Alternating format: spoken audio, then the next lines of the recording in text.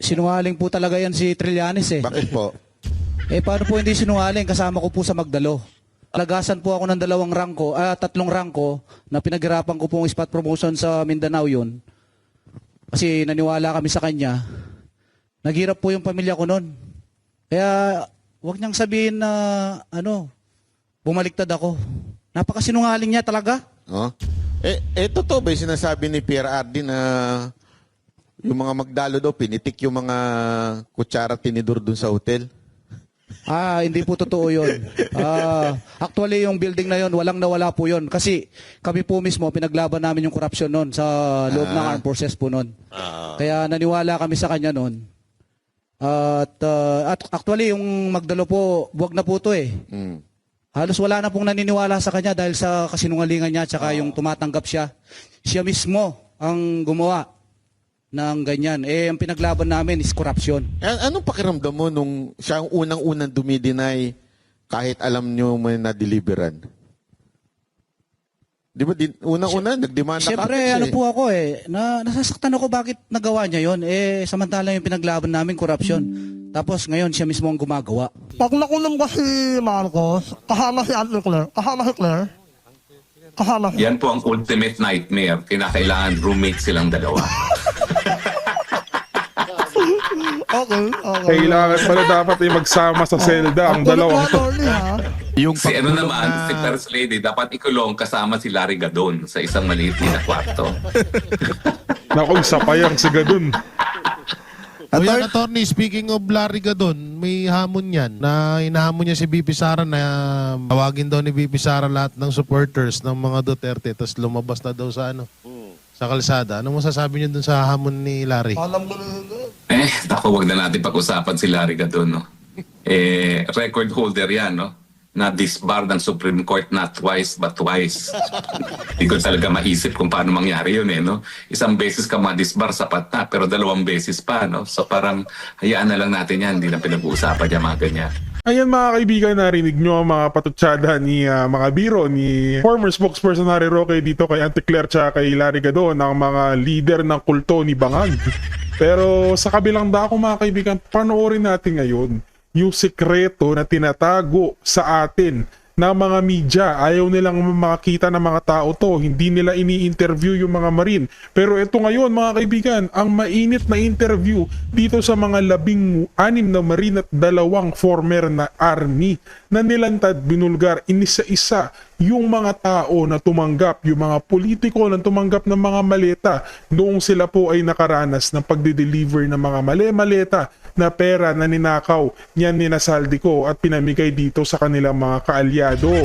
Kaya mga kaibigan, inisa-isa nila.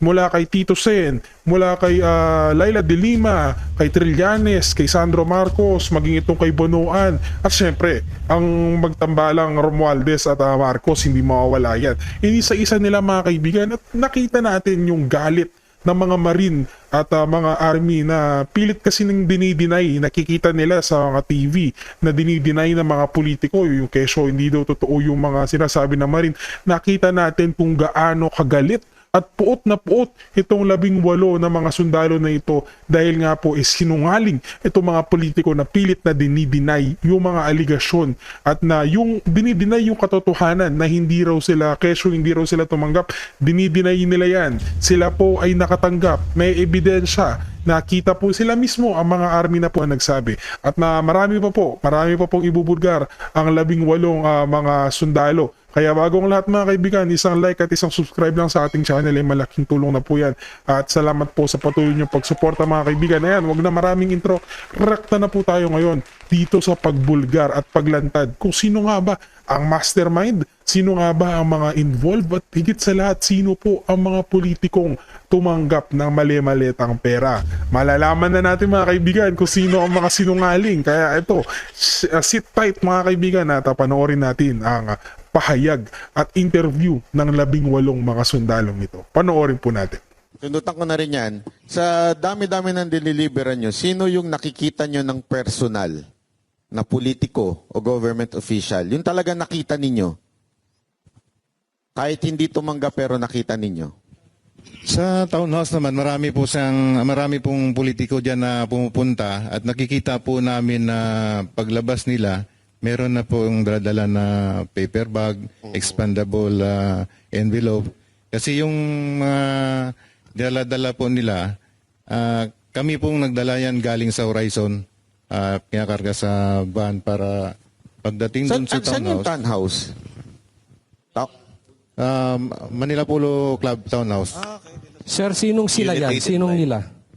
Sino-sino tong mga to? Marami po dyan. Mari po ba kayo magpangalan? Nang naalala ninyo? Sa akin nakikita ko, 2 beses si Senator, si Kong De Lima po. 2 beses ko siya nakita. Yung iba po. May bit-bit ba siyang expandable na, no? Meron po, meron. Ayun. Meron siyang bit-bit mismo. Siya mismo yung bumit-bit. Boss, linawin lang natin kasi ito nakikita natin sa social media, itinanggi ni De Lima. So gusto namin marinig sa inyo mismo na si Congressman De Lima ay nakita nyo na may bit-bit-bit-bit. Opo, sir. Ayun, malinaw. Kasi Di ba ata siya congressman? No. Hindi pa. Pero anong nararamdaman ninyo? Sigurado naman napapanood nyo yung news, di ba? Ano yung nararamdaman ninyo na, eto nakita ko to diniliberan pero deny ng deny ngayon. Anong nararamdaman ninyo? Sige, sir, yung mic. Naiinis, sir. Nainis? Kasi parang kami pa yung lumalabas na mali. At sinungaling. Mukha nga inis si sir. Oh. Sino pa? Kasi hindi naman po namin sasabihin yun kung halimbawa ko lang po, sir, no? Ordinaryong mamamayan lang po ako. Paano ko po malaman yung bahay niya kung hindi ako napunta doon? Yun. Makes sense. Tama. Oo. Ito pa, boss. Di po ba, sir? Sino pa po? Ano yung nararamdaman nyo tuwing napapanood nyo sa TV? Itong taon to, deny ng deny, dinimanda pa yung abogado namin, talaga namang tumanggap siya. Sir, isa lang masasabi ko, don't shoot the messenger. Yon. Ayun. magaling. Ito, diretsuin ko na yung tanong siguro. Diretsuin ko na. Si Senator Soto, meron bang nakapag-deliver kay dito? Wala sir, magano kasi minsan ginawa niyang Itbulaga eh. Ang timeline sir, nung ako yung diyan, yung team advance. Ikaw. So, nauna kami sa area sa Baclaran, sa building, sa opisina yata dyan sir sa Baclaran. Ngayon, pagdating nila ni boss, ako nag-guide dun sa baba, kasi sa baba may daan dun sir eh. May elevator paakyat. So pag dating nila, ginaid ko, tapos bumaba na sila ni boss, umakyat sa elevator, tapos yung ibang tropa, bumaba din, dadala rin ibang malita.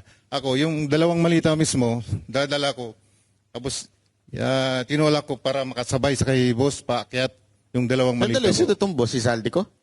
Ba? Sino yung boss? Si Boss Saldi ko po. So, kasama si Saldico na nag-deliver kay Soto? Opo. May nagsalubong lang na Elevator. sa elevator. Tapos kasabay niya paakyat. Tapos yung malita kasabay rin po. So, sinong tumanggap? Sino tumanggap pagdating sa taas? Kasi hindi na kami umakyat no sa taas. So yung mga boss na lang ang nag-usap? Opo, kasi building po ni Senator Soto po yun. So, pero okay. Building ni ito pong building na to kay talaga, confirmed kay Senator Soto. Opo, kasi nakalimutan ko pero may pangalan doon sa taas eh. Baka tanggalin na nila yun. Hindi ko na alam sir. Kasi ang ginagawa niya Itbulaga eh. Pero ikaw, di ba, nakita mo mismo yan. Sa sarili mo, ikaw mismo nagbitbit ng 2 maleta. Ano nung nakita mo sa news na dumidinay si Soto? Anong nasa isip mo? Sa isip ko sir, parang natatawa lang ako sa sinasabi niya na baka hanapin ng misis niya yung malita na yon. Pero sa akin naman, hindi naman ako magsabi ng sinungalingan kasi ako mismong nag-abot kay boss pasabay dun sa elevator. Kung alam mo, kung totoong di umano nag-deliver kay Soto at hindi alam ng asawa, saan kaya napunta yon? Ay, yun lang. Yari tayo dyan. So sino naman yung kumuha sa Bucor? Yung, di ba, meron daw nang galing na pera mula dun sa Bucor tapos dinala sa bahay ni Zaldico? Dinala po sa basement 3, sir, sa Shangri-La, sir. Basement 3 ng Shangri-La. So, from Bucor? Hindi ko po alam sigurado kung sa galing sa Bucor mismo, sir. Paano mo, hindi, I mean, saan mo kinuha? Bali, dineliver po, sir, ng 2 sasakyan, sir. 8 malita, 4 na large, saka 4 na medium size. Medium Hindi, na- paano mo nasabi yun na Kasi ano? yung nagmi-meeting, sir, si Bucor Katapang at saka si Boss Saltico doon sa Shangri-La, sir, sa High Street. Mm. Nagpasama po si E.E. Paul Estrada, sir, na kung pwede pakisamahan siya para i-diskarga yung mga laman ng pick-up, yung mga 2 sasakyan, sir. So, linawin natin. So, may meeting si Zaldico at saka si Katapang. Yes, sir. Kanino yung sasakyan na pinagkuhanan ng maleta? Sa inyo ba? O sa hindi nyo sa Hindi sa amin, sir. So hindi galing sa inyo, nagpasama lang si Paul para kunin, tapos inilipat. Iniakyat namin sa number 56 Horizon Home, sir, sa condo unit ni Boss Saldico. Okay. Ano to? One time lang ba to nangyari o regular na nagbibigay Sa partisipasyon ko, sir, isang beses lang ako naka-sir. Meron ba sa iba na Actually, sir, dalawa kami noon nagpunta doon sa sa baba ng Shangri-La sa lower level 3. Kami nagbuhat noon, lipat sa sasakyan namin. Tapos inakyat namin doon sa 56 sa Horizon. Saka may mga iba pa kaming mga kasamahan, sir. Tulad nila... Pero isang beses lang to? Sa akin, sir, isang beses lang, sir. Sa akin din, sir. Yun na Isang lang beses yung lang. isang beses. So after nyo matid, alis na kayo. Yes, sir. So wala namang pag pinag-deliveran, kinuha ni Zaldico yung kalahati, tapos, ito, dalhin nyo na sa iba. Walang ganon. Wala ganun, sir. Siguro, nung pagkatapos nung ibang araw, yun na, in-deliver na yata kung saan yung ipa-deliver po. Meron pa po ba dito na naalala na pinag-deliveran ninyo na kayo mismo personal, nakita ninyo o alam ninyo na ito ay sa particular na tao na ito? Meron po ba kayo naaalala? Sige. Sir, ako, sir, nag-deliver po ako sa residence ni former Senator Trillanes. Sa bahay niya? Correct, sir. Okay. maleta o envelope? 2 envelope. Hindi mo binibilang yung laman nun? Sir, ang concern talaga kung sino nagbibilang dyan, sir, ay yung mga AE. Kasi kami, sir, driver bodyguard lang. So, ang concern lang namin, magmaneho, ang pagbibilang ng pera, yung mga AE. So, nung diniliver mo sa kay Trillanes, siya ba ang tumanggap? Tao niya ba? Sir, yung pagdating na namin doon sa bahay nila, si Mark Tiksay na po yung pumunta doon sa loob ng bahay. Paano mo nalaman ng bahay ni Trillanes yun? Sir, 2 beses po ako nagpunta doon. At saka yung bodyguard niya ay nadoon, kabats ko din. Okay. Okay. At saka, isa pa, sir, dagdag ko pa. Noong panahon na nagdadrive pa ako kay Joey De Guzman, 2 beses ko din na sinundo doon sa may DBA, Dasma Village, Makati, si former Senator Sonny Trillanes. Kasi ayaw niya magpakilala, sir. So hindi ko alam kung bakit ayaw niya magpakilala. So sinundo ko doon sa may gate ng Pasay Road. May nabanggit kang Joey De Guzman. Sino ba ito? Ito ba yung media personality? Media siya, sir. Siya yung pinag-drive namin. 2 po kami dati. Nagkapalitan. Sige, Mike, sir. Bali ako yung nandun una, sir, 2024, andun ako. Kay Joey De Guzman? Yes po. Nung nalipat ako sa team ni Madam, ni Maylin Arco, si Top Taber doon na pumalit sa akin. Ganun pa rin yung aktibidad namin, sir. Activity ng saan ihatid yung pera, Pero, di ba, tama ba ako? Ito ba yung sa media? Ito si Joey De Guzman? Tama ba? Yes po, yes po. May mga kasama pa yan sila, sir. Hindi ko lang muna banggitin kasi nasa private individual. Wala din po sa affidavit. Okay. Yun po ang reason bakit hindi namin sinama. Yung isang halimbawa lang yan, sir, si Joey De Guzman. Joey De Guzman po. Pero siya, nakakatanggap din. Possible, sir. Meron Yes, pa, sir. Ako po, sir, kay dating Senator Trillanes, nakapag-deliver din po ako doon ng 2 beses sa residence niya. Folder o maleta? Yung una po naming dineliver doon, sir, ay paper bag. Tapos, kasama ko po noon si Paul Estrada, yung iipo ni Kong Saldi. Yung pangalawa po, 6 na malita yon, kasama ko na po si Mark Tiksay. Yung AA din po yan ni boss. Kaya kung ano man po yung inano niya sa TV, todo deny po, imposible naman siguro. Anong nararamdaman nyo nung siyang unang-unang pumiyok at nagalit? Kaya nga at po, sir, dinimanda ang naiinis kami, lahat? sir, eh. Ha? Kaya nga po, sir, naiinis kami. Nagagalit ka rin po kasi totoo yung sinasabi mo eh. Tapos, pinapasinungalingan niya. Si Sir.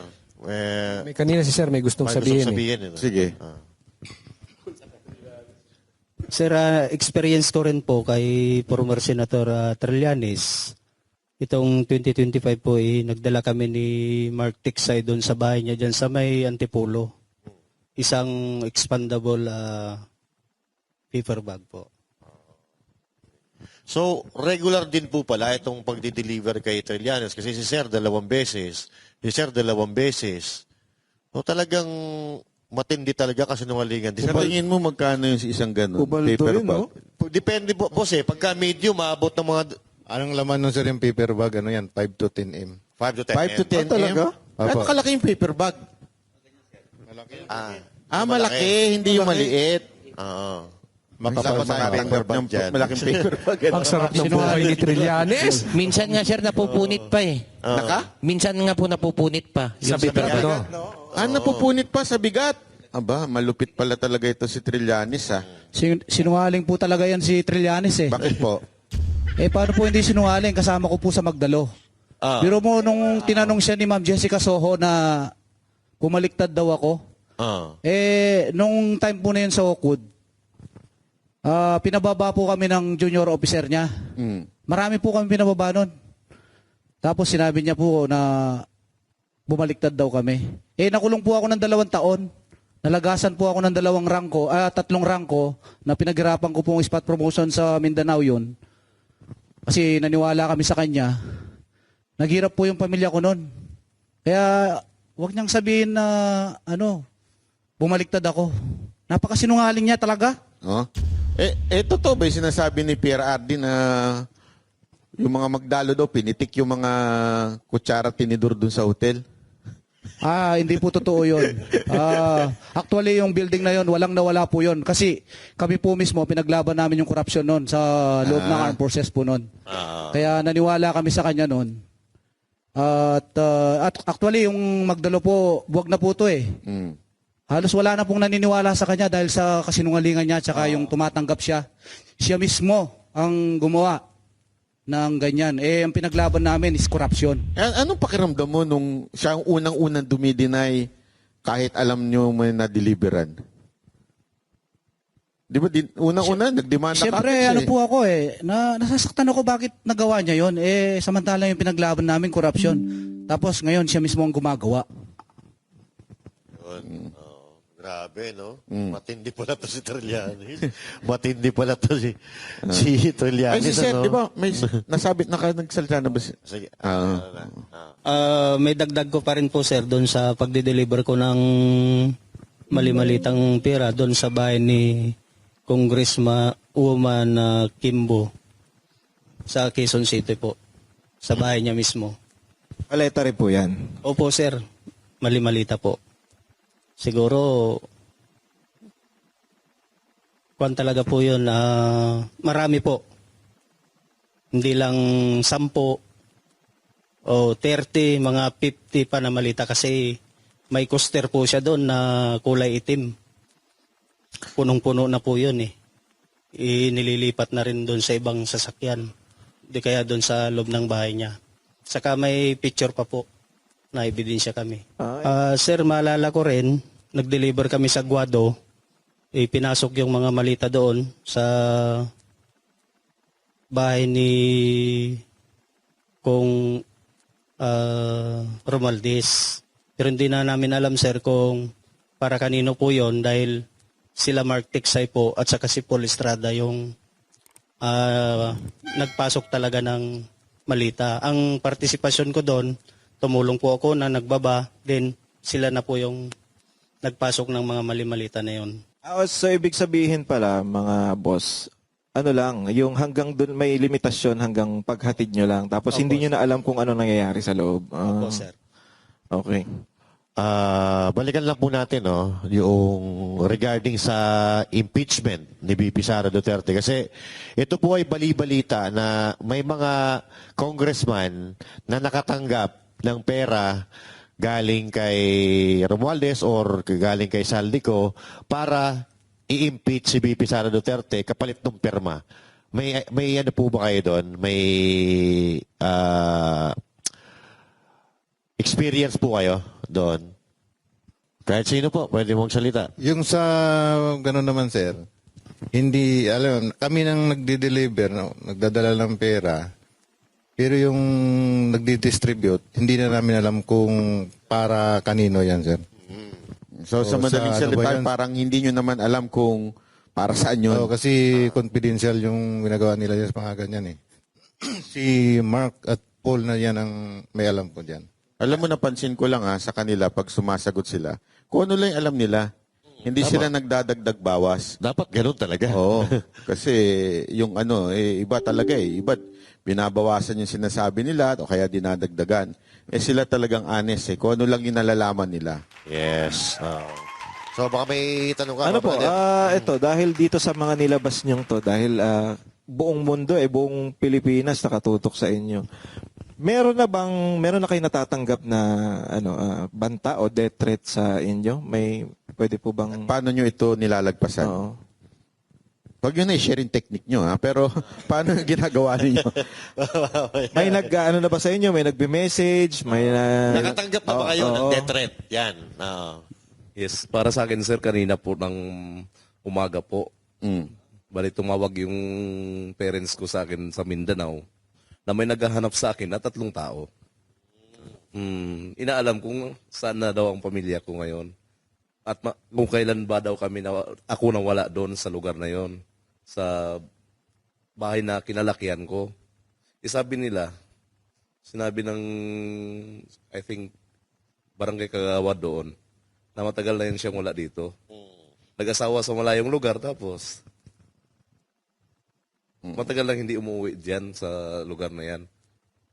Yun ang sinabi ng kanina doon sa kaninang umaga lang po. Yes po. Sino po yung may experience na naka-receive ng pagbabanta or death threat sa inyo?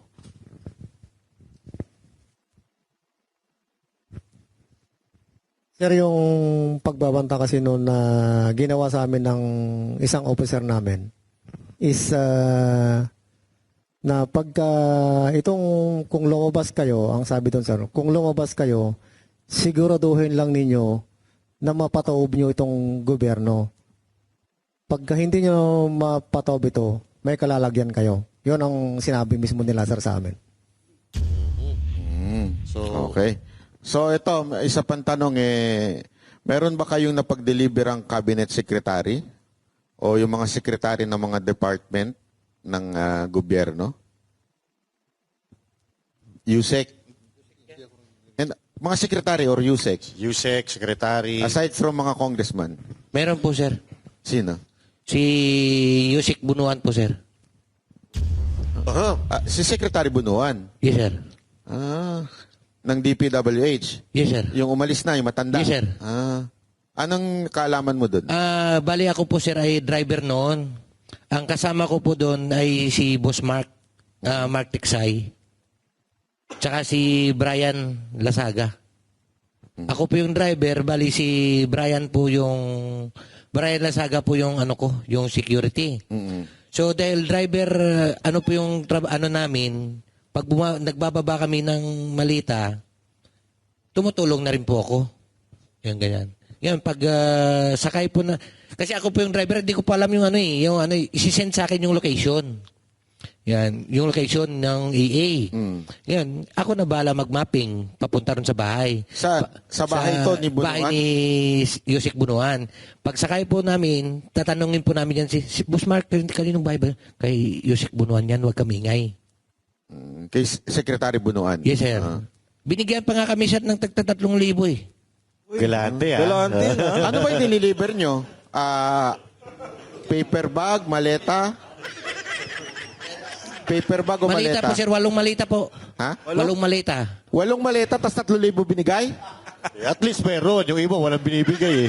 Iba ba? At least meron. Sino ba pinakagalante na Para daw po sa amin, sir. Ha? Para daw po sa amin. For the boys po baga. For the boys. Sino pang may experience ng galante sa kanila?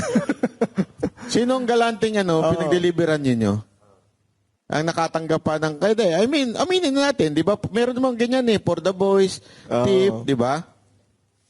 Kung baga, sir, para lang po yun sa amin na nag-deliver. Oo. Yun. Oh. At least honest si sir, di ba? Yes. Eto, sa Comelec, nag-deliver po ba kayo? Gusto namin marinig sa inyo kasi narinig namin sa social media. Gusto namin marinig sa inyo mismo. Ilang beses po ba kayo nag-deliver sa Comelec at kanino po i-deliver? Saan? Saan? Saan Comelec? Bali si chairman ng Comelec. Sino po? Chairman ng Comelec po, Garcia. Hindi man namin dineliver talaga sa kanya. Nakipag-meeting sa kay boss sa Maidas Hotel. Tapos yung dala na malita, 2 beses kasi siya meeting. Bali, yung EA na po yung nag-transfer doon sa sasakyan, parang dinikit nilang sa parking. 2 beses po yun na nangyari. Ilang maleta, tsaka kailan to? Before the election ba to? Bago mag-eleksyon, tsaka yung after ng eleksyon. 4 na malita po. 4 na maleta yung down payment. Tapos yung kabuuang bayad, 4 ulit. Parang ganun. Tigda-2 po. Dalawa. Medium size. Wala kaya. Medium size. Sir, magkano sa tingin nyo yung isang medium size na laman? Parang 35 to 40 M. 35 to 40 million. Curious lang ako, no? Pag binigay yung maleta, mamahalin din yung maleta, pati yung maleta sa inyo na. Ganun ba?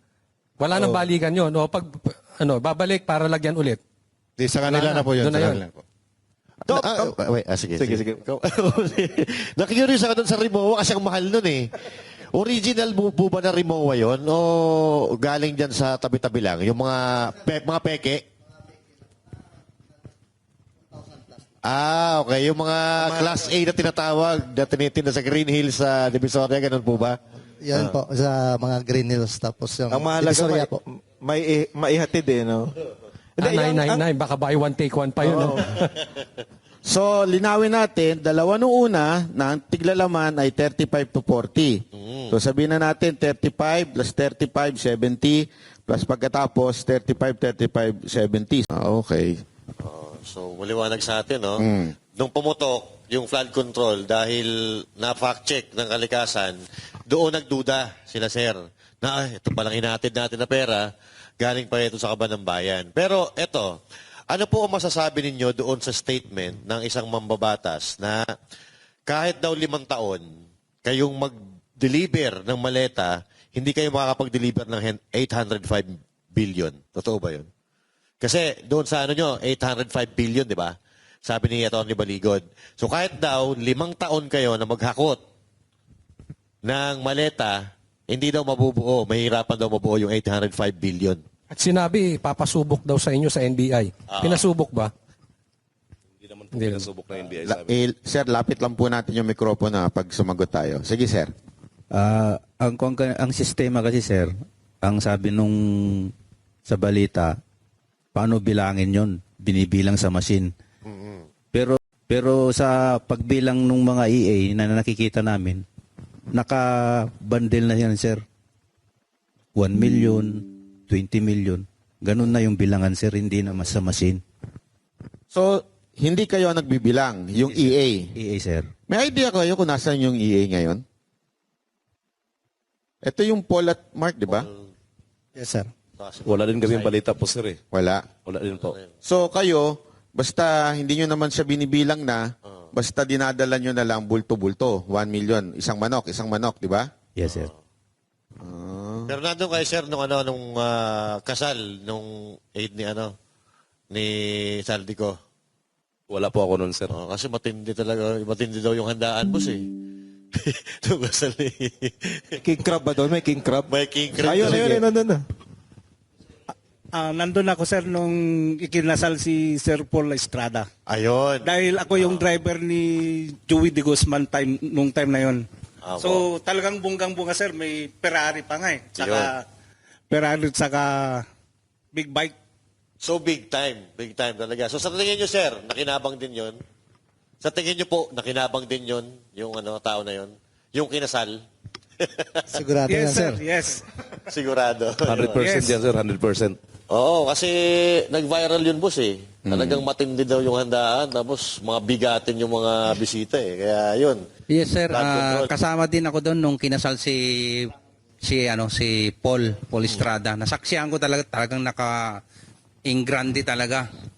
Kung sa trabaho niya siguro, sir, yung ingranding na hindi kakayanin. So, yun, tama din sinabi ni Tap. May may sasakyan pa nga eh. Mustang ba yun o ano? Ferrari. Oo, Ferrari. Ganun. Regalo. Tapos mayroon pa siyang big bike na doon. Kaya nasaksihan ko talaga. Balikan natin yung pag-alis ninyo kay Zaldico.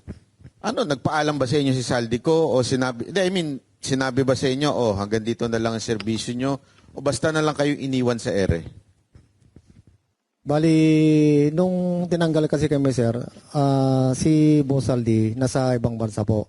So, bali, ang nagpa-terminate na lang, sir, sa amin is yung head ng HR at saka yung mga officer namin, sir. Sila yung, sir, sila na yung parang nag-facilitate. So, ibig sabihin, nagpunta muna siya doon, employed pa kayo. Yes, sir. Tapos biglang nalaman nyo na lang through do sa HR na hindi na kayo, tinanggal na kayo. Yes, sir. Well, anong binigay na rason? Ayun nga, sir, na ang nakalagay doon sa namin, sir, is retrenchment, sir. Hindi, kasi kaya ako tinatanong yan kasi ang tanong is baka naman dahil daw bitter kayo kay Zaldi kaya nyo nilalaglag na si Zaldi at yung mga katrabaho o yung kanyang mga kanegosyo. Anong masasabi nyo doon? Sir, ang masasabi ko dito, nung tinerminate na po kami, ay wala na po kaming magawa kasi ang sabi po sa amin, wala na po silang may pasahod sa amin. Kaya tinanggap na rin po namin. Kaya po nakuha namin yung separation pay namin. Opo. Then,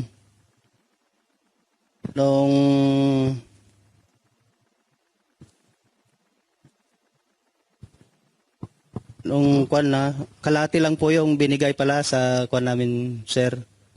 Sa benefits na binigay po sa amin. Pero naging sapat pa rin yun sa amin kahit sa malit na halaga, malaki na yun sa amin. Kasi po, kailangan... So hindi nabuo ni Zaldico? Opo. Ito si Zaldico, may pera pandemanda sa akin. Hindi man lang binayaran ng buo ito mga ito. Ikaw talaga, So may utang pa pala po sa inyo si Mr. Saldico. may panahon siya magbayad ng abogado laban sa akin, pero pambira ka, Zaldico. Pero eto, boss, regarding pa rin ito sa sa mga pera-pera na yan. Kasi media personalities, nasabi nyo kanina, na merong nag-aatid kayo ng pera, especially si Sir. Sa mga government officials, pwede ba natin sabihin kung kanino kayo madalas na mag-deliver? At kung ito ay tuwing meeting lang ba o regular? Yan. Nakaschedule ba? Ito, sa araw na to, magdi-deliver tayo kay... Linggo-linggo. Linggo-linggo. Linggo-linggo. Magdi-deliver tayo kay Junel. Magdi-deliver tayo... So, ano ba ang format ninyo? Government official, O pag inutusan lang kayo, doon lang kayo nagdi-deliver? Ayan. Sige nga po, meron pong gusto Kahit sumagot. sino po.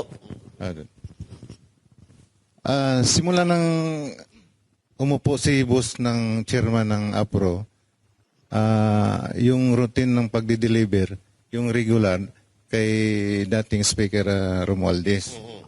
So sa Portito, umpisa niyan 2022, September, sa Portito hanggang December 2023.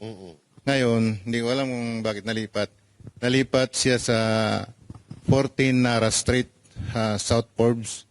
Doon na po yung sunod na imbakan. Yun pong regular na duty. Pag-deliver namin sa kay dating speaker. Speaker Romualdez. Meron pa pong iba? Na Yung regular, personalidad? doon muna tayo sa regular. At saka yung madalas niyong pinagde-deliveran. Siguro sundutan ko na rin, Banat Bay. Kay Speaker, simula 2022, tama ba? Regular po ito. Ngayon, kay Presidente naman, Kailan nagsimula regular yan? ba to? Kailan nagsimula? Sino po ba dito nag-deliver sa Ilocos? Wala dito. Wala dito? Okay. Pero alam niyo po ba kung kailan din, gaano kadalas ang pag-deliver doon? At Kailan ilang nagsimula? beses? At kailan nagsimula? Hindi po namin direct na nagde-deliver kay BBM. Kasi po ang alam namin, dun sa kay speaker, siya na po partida ni BBM. Yung sa Ilocos? Meron din dyan yung may participation yung ibang tropa. Pero wala po dito. Wala dito. So, Tama po ba kasi kung tama yung aking pagkakaalala, ang sabi ninyo ay nag-deliver kayo sa Ilocos, may one time pa nga eh. Hindi ko alam kung one time o gaano kadalas na si Sandro pa ang tumanggap. Nandoon siya.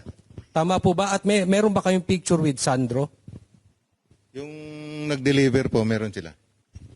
yung nag-deliver, may picture kay Sandro? Naku, yan na sinasabi. Kay... Na tinanggap niya yung pera?